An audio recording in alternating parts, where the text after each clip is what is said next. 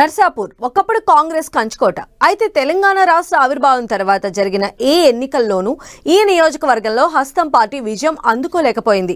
2023లో గట్టి ప్రయత్నమే చేసినా కారు స్పీడ్కు బ్రేకులు వేయలేకపోయింది. అలాంటి నర్సాపూర్లో గ్రూప్ రాజకీయాలు హస్తం పార్టీని ఇబ్బంది పెడుతున్నాయి. ముగ్గురు నేతలు ఎవరికి వారే అన్నట్లుగా గ్రూప్ పాలిటిక్స్ నడిపిస్తూనే ఉన్నారనే టాక్ నడుస్తోంది. దీంతో కాంగ్రెస్ కార్యకర్తల్లో కొత్త టెన్షన్ మొదలైంది. ఇంతకీ నర్సాపూర్లో ఏం జరుగుతోంది?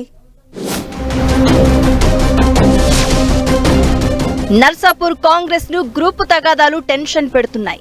ముగ్గురు నేతలు ఎవరికి వారే యమునా తీరే అన్నట్లుగా వ్యవహరిస్తూ ఉండడంతో ఎవరిని ఫాలో కావాలో ఏం చేయాలో తెలియక క్యాడర్ తెగ కన్ఫ్యూజ్ అయిపోతోందని టాక్.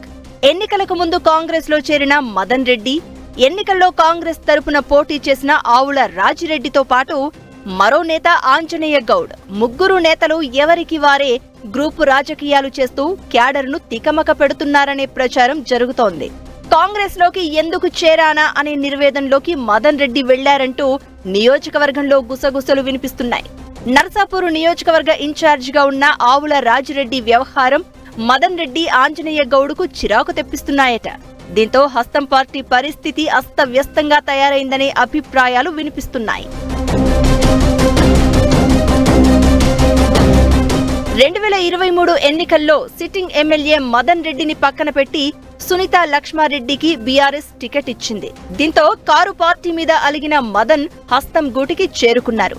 అయితే కాంగ్రెస్ లో పరిస్థితులపై ఆయన అసంతృప్తితో ఉన్నారనే ప్రచారం జరుగుతోంది. సీనియర్ నాయకుడైన తనకు పార్టీలో ప్రాధాన్యత ఇవ్వడం లేదని వాపోతున్నారు. దీంతో మదన్ రెడ్డి తిరిగి బీఆర్ఎస్ లోకి వెళ్తారా అనే చర్చ మొదలైంది. మదన్ రెడ్డితో పాటు కాంగ్రెస్ లో చేరిన కార్యకర్తలు, నేతల పరిస్థితి కూడా దాదాపు ఇలానే ఉందనే చర్చ జరుగుతోంది. ఆవుల రాజిరెడ్డి తీరుపై మరో నేత ఆంజనేయ గౌడ్ కూడా సీరియస్ గా ఉన్నారు. పార్టీ జిల్లా అధ్యక్షునిగా ఉన్నా నియోజకవర్గ కార్యక్రమాలకు తనను ఆహ్వానించడం లేదని గుర్రుగా ఉన్నారని తెలుస్తోంది. అలకపాన్పు ఎక్కి ఒకరు, అసంతృప్తితో మరొకరు. దీంతో మూడు ముక్కలాట అన్నట్లుగా కాంగ్రెస్ లో పరిస్థితి తయారైంది. ఇదే ఇప్పుడు హస్తం పార్టీ కార్యకర్తలను టెన్షన్ పెడుతోందనేది లోకల్ క్యాడర్ టాక్. కాంగ్రెస్ ప్రతిష్టాత్మకంగా తీసుకున్న నియోజకవర్గాల్లో నర్సాపూర్ ఒకటి.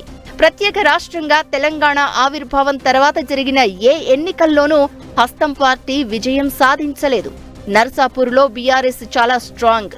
అయితే గ్రూపు తగాదాలు ఇలానే కొనసాగితే గ్రౌండ్ లెవెల్లో పార్టీ మరింత వీక్ అయ్యే ప్రమాదం ఉంటుందని కాంగ్రెస్ శ్రేణుల్లో ఆందోళన కనిపిస్తోంది. ఇక ఆవుల రాజిరెడ్డి వ్యవహారంపై సొంత పార్టీలోనే విమర్శలు వినిపిస్తున్నాయి.